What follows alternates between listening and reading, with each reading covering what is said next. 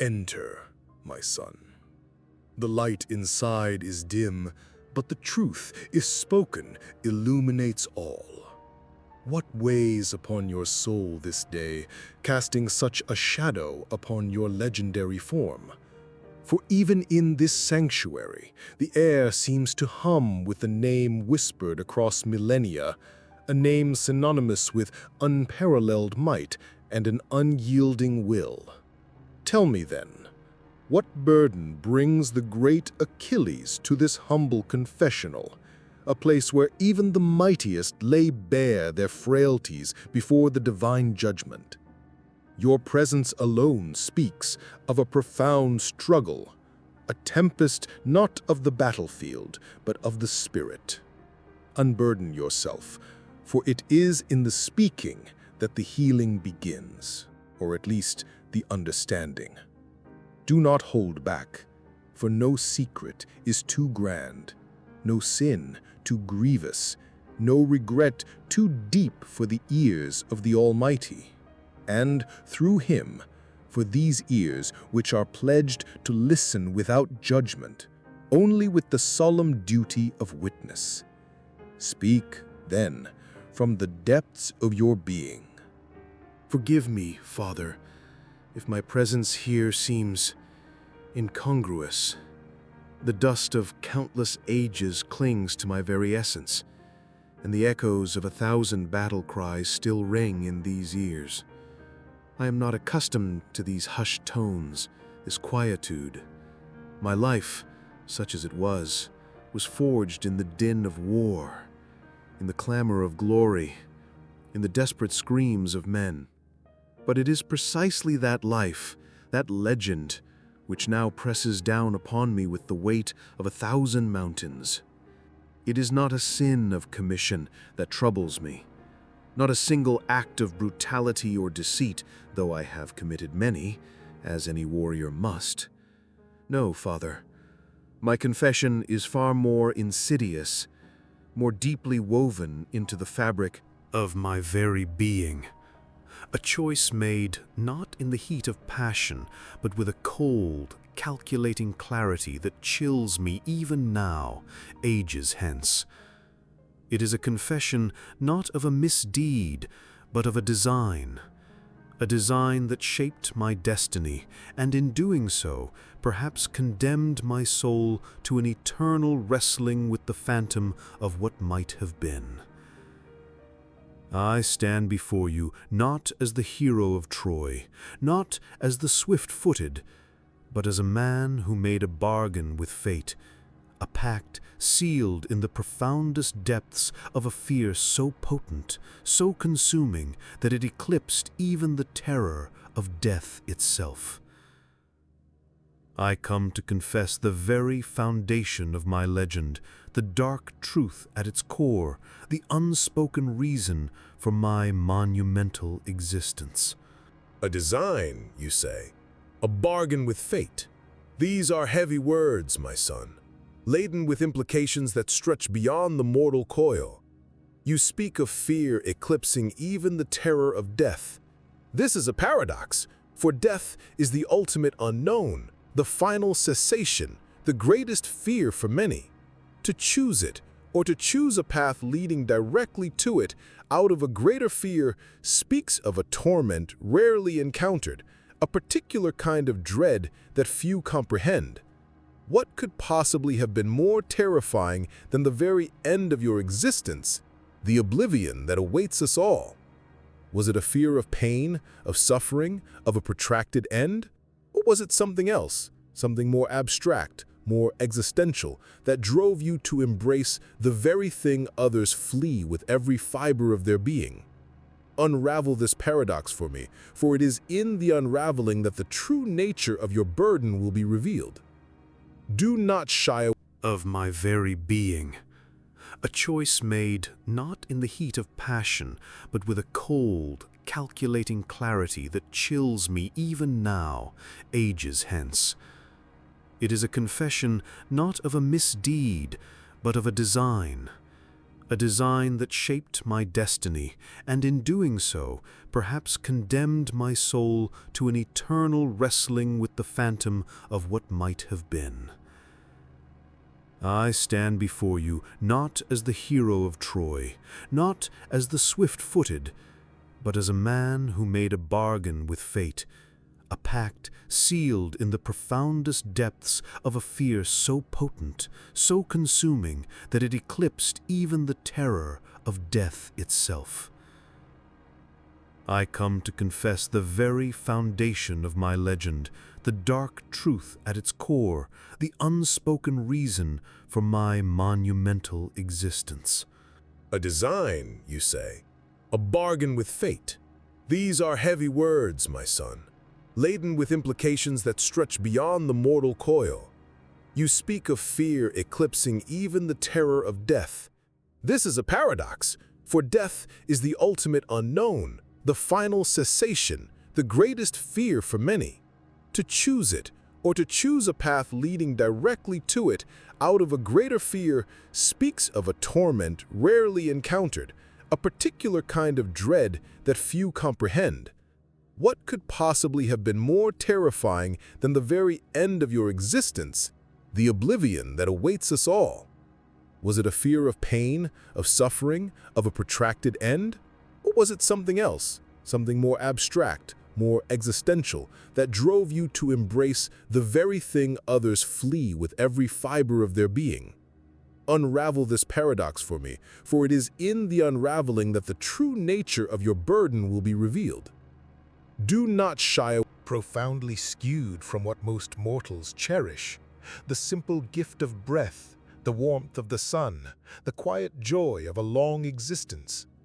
What was it about this anonymity that you found so utterly unbearable?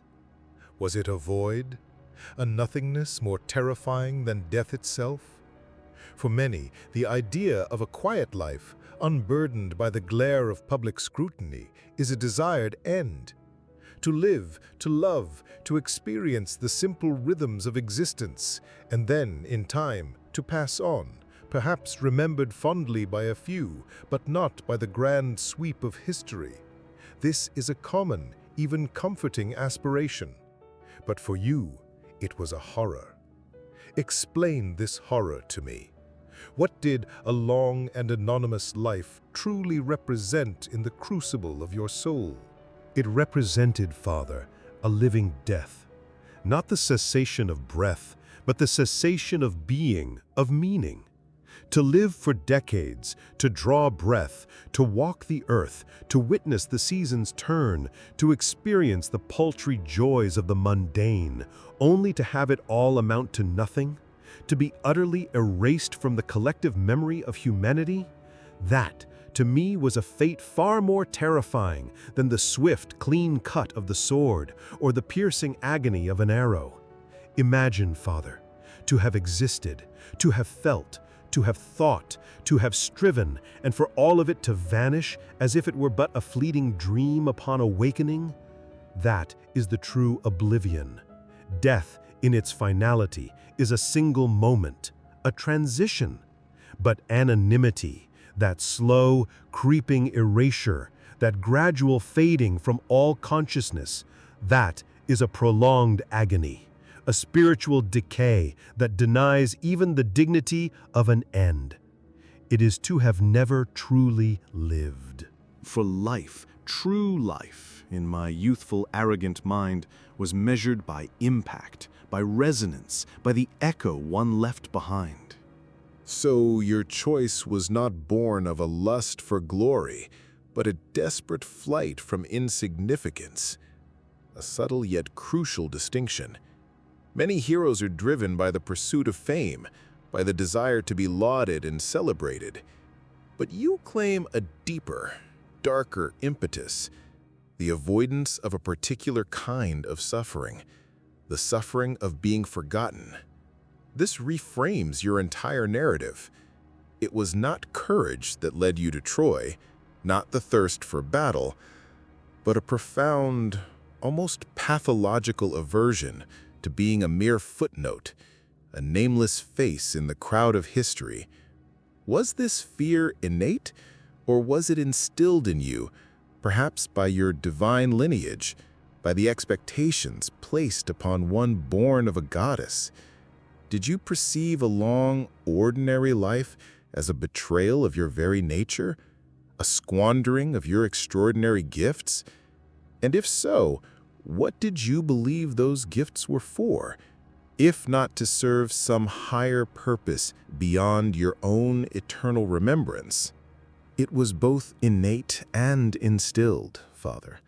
From the moment I was aware of my unique birthright, of the ichor that flowed through my veins alongside mortal blood, I felt the weight of expectation, not merely from my mother, but from the very air I breathed.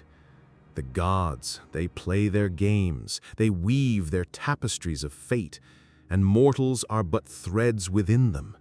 But some threads, they are destined to shine brighter, to be woven into the central design, to bear the weight of narrative. To be born of a goddess, and then to live the life of a peasant, to die unsung in a quiet bed, that felt like a sacrilege against my very essence. It felt like a cosmic joke, a divine mockery of the gifts bestowed upon me. What purpose would such strength serve, such speed, such prowess, if not to carve out a name that would defy the ravages of time? These were not mere talents. They were instruments of destiny, tools given to me to ensure my place in the eternal annals. To deny them that purpose, to allow them to atrophy in obscurity, would have been, in my eyes, the greatest sin of all. It would have been a betrayal of the divine spark within me, a rejection of the very reason for my existence. And so, you embraced the prophecy. You walked willingly towards your doom, knowing full well the price. Did you ever question this choice, even for a moment, during the long years of war, as you saw comrades fall, as you inflicted untold suffering, as the Trojan dust choked your lungs and the cries of the dying filled your ears?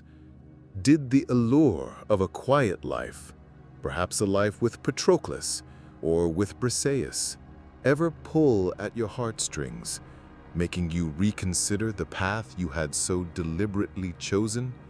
Or was the fear of anonymity so absolute, so unyielding, that it rendered all other considerations moot?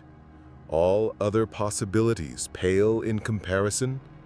Was there no flicker of doubt, no whisper of regret, no yearning for the simple, unheroic existence you so vehemently rejected?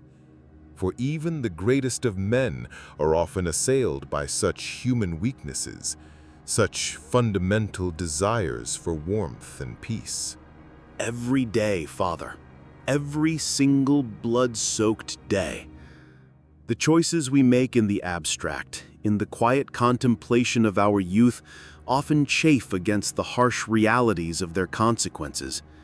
In the beginning, thought of Troy, of the glory, of the swift end and the eternal fame, it was exhilarating. It was a clear, noble path, paved with destiny. But then came the dust, the sweat, the endless waiting, the fear, the stench of death that clung to every breath. And yes, the faces of the men I fought alongside, the men I cut down, the women I widowed, the children I orphaned.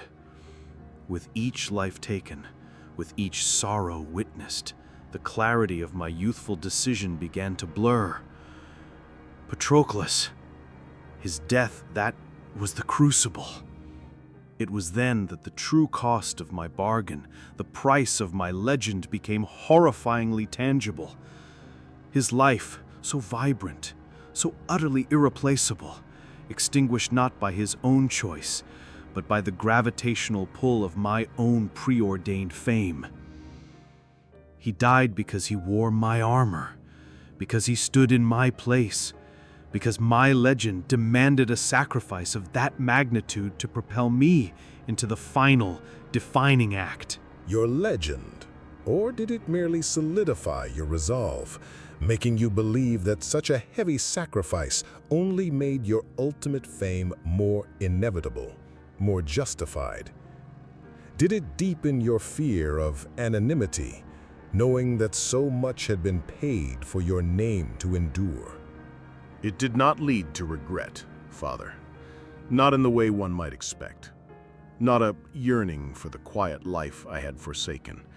No, it led to a profound and terrifying understanding of the inescapable nature of my choice. Patroclus's death did not make me wish I had stayed in Phthia, tending sheep. It made me realize the sheer, brutal weight of the path I was on.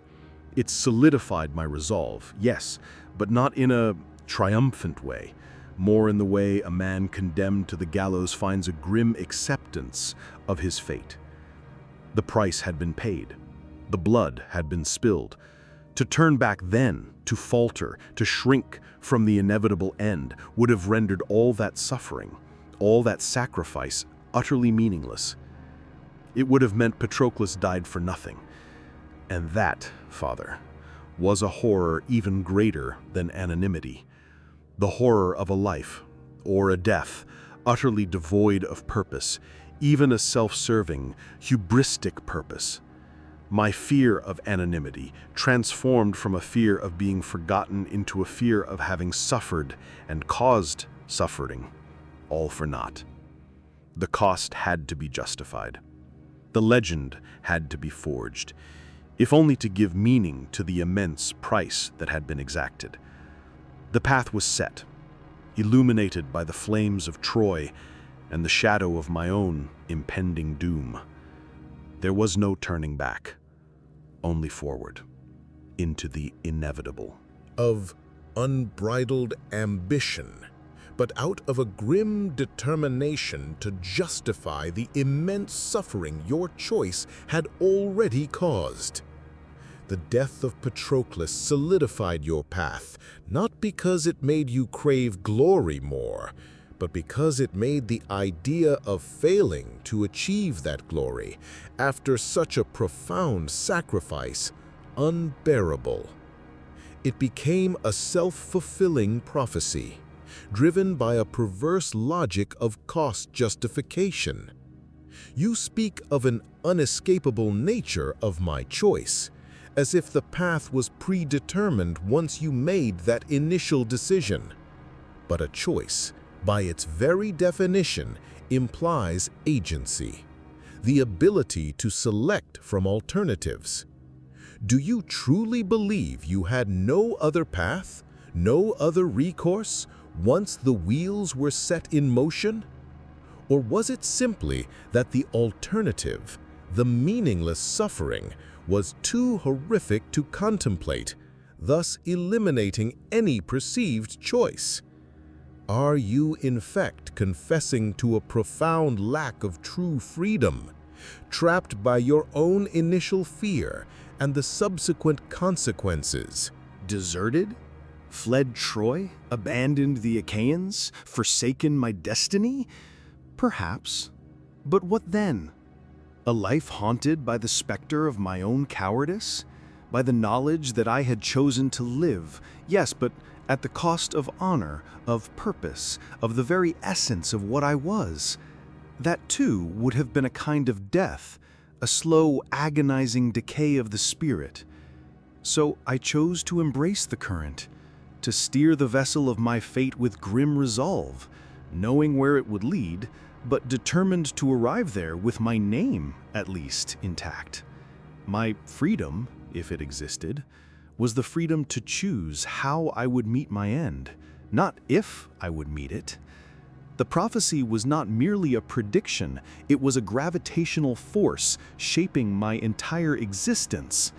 Legend, in essence, a lie. A lie? No, Father, not a lie. A truth, perhaps, but one seen through a distorted lens. The courage, the strength, the resolve, These were real. They were my instruments honed to perfection. But the impetus behind them, the driving force, was not the simple, straightforward virtue that men attribute to heroes. It was a more complex, more primal force, the terror of insignificance. My actions were heroic, undeniably so. I faced down champions, I braved the heat of battle, I led men where others faltered. But the why behind those actions was not always pure, not always noble in the conventional sense.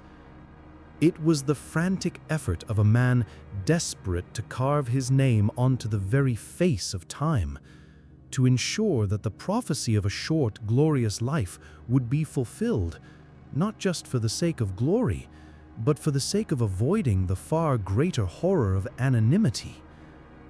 So, the legend is not a lie, but it is an incomplete truth. It is the visible surface of a deep, turbulent ocean, an ocean stirred by currents of fear and a desperate craving for an enduring echo. The world saw the shining warrior. They did not see the man haunted by the specter of being forgotten. They saw the swift foot, the unyielding shield. They did not see the heart that beat with a frantic rhythm, counting down the moments until its inevitable, fated end. An end that had to be glorious to justify its very existence. The legend, Father, is a monument to a profound and desperate act of self-preservation, not of the body, but of the name. Of that fear of anonymity, do you find any peace in the fact that your name has indeed endured? That you are remembered, spoken of, studied, perhaps even worshipped by some?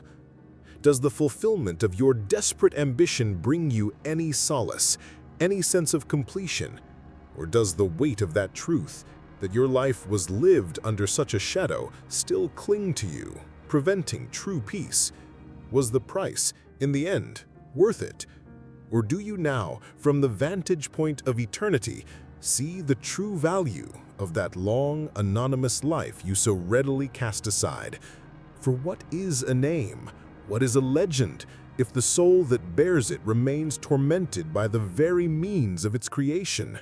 Have achieved that, but I never truly lived as a man.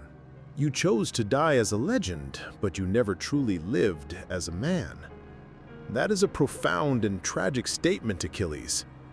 It suggests that in grasping for immortality through fame, you sacrificed the very essence of what it means to be human. The capacity for unburdened experience, for joy untainted by ambition, for peace unmarred by the specter of oblivion. You achieved your goal, but at what cost to your soul? Do you now, in this timeless space, yearn for the life you rejected? Do you regret the choice that defined your existence, a choice driven by a fear that, in retrospect, might seem less terrifying than the emptiness of a legend that leaves the soul unfulfilled? Is there a part of you that wishes you had chosen the path of anonymity, simply to have known the quietude of a life truly lived, however brief its memory? I yearn, Father, with a longing that defies description. Not for a specific life, not for a precise set of circumstances that I abandoned, but for the possibility of a life unburdened by the weight of my own legend. I traded quietude for clamor, peace for prowess, the simple warmth of human connection for the cold, distant echo of fame. And yes, there are moments, countless moments, when I wish I had chosen the long, anonymous path. Not because I now fear death more, but because I have come to understand that the true terror was not in being forgotten, but in living a life that was not truly my own, a life dictated by an external fear rather than an internal flourishing. My existence became a performance, a relentless pursuit of a predetermined end rather than an organic unfolding. The fear of anonymity, which once seemed so monumental, now pales in comparison to the regret of having sacrificed a genuine human experience for an abstract concept of eternal remembrance. What is a name, Father, when the heart that bore it was never truly at rest? What is a legend, when the soul that forged it feels perpetually unfulfilled, haunted not by what it did, but by what it might have been, had it chosen a different path? The paradox is this: I gained immortality, but lost my life. So, the very immortality you sought has become your purgatory. Your legend, the monument to your choice, serves now as a constant reminder of the life unlived, the human experience foregone. This is a profound and agonizing consequence, a self-imposed damnation born from a fear that, in its very conquest, created a new and perhaps more insidious form of suffering. You achieved your goal, and, in doing so, condemned yourself to a perpetual yearning for what you rejected. Is there, then, any absolution for such a choice? Can a soul that deliberately embraced a path of violence and an early demise, albeit for deeply personal reasons, ever find true peace, even in the afterlife?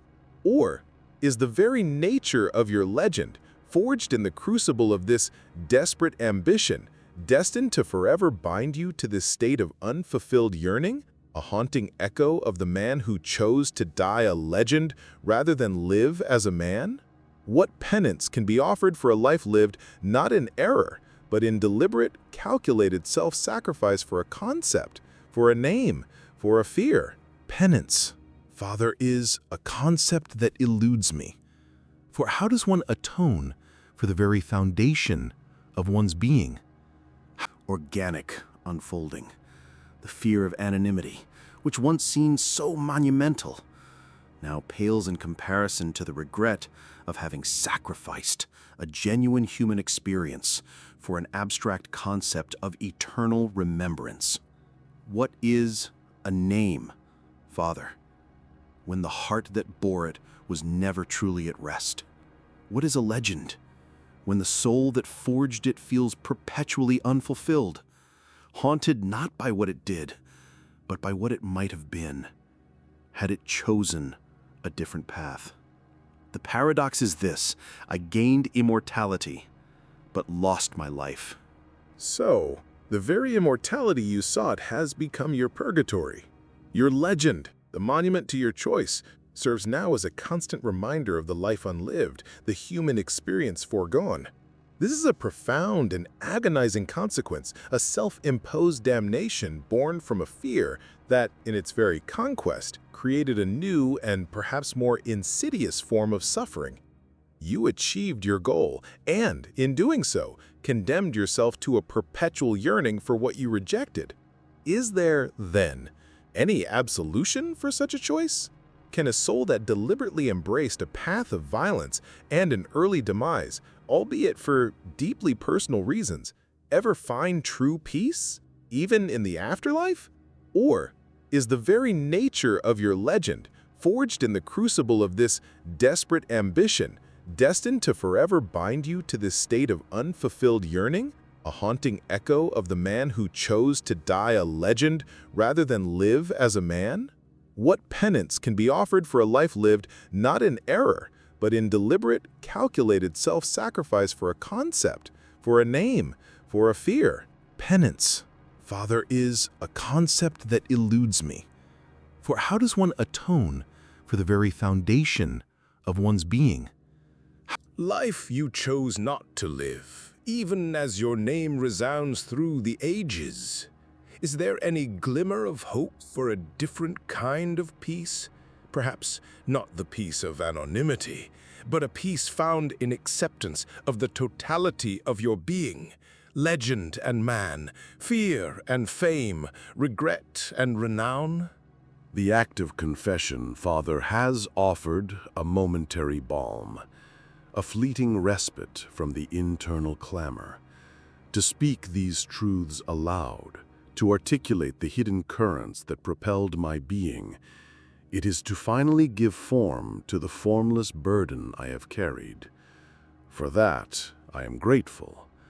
But as for alleviation, as for true peace, I do not know. The legend is me, and I am the legend. We are inextricably bound, perhaps in this endless contemplation, in this eternal wrestling with what was and what might have been. There is a different kind of peace to be found. Not the peace of an unburdened soul, but the peace of profound understanding. The acceptance, as you say, of the totality of my being. The man who feared anonymity more than death. The man who chose to die a legend. The man who now yearns for the simple life he cast aside. All these facets are me. Perhaps the journey of eternity is not about shedding these layers, but about understanding their intricate weave.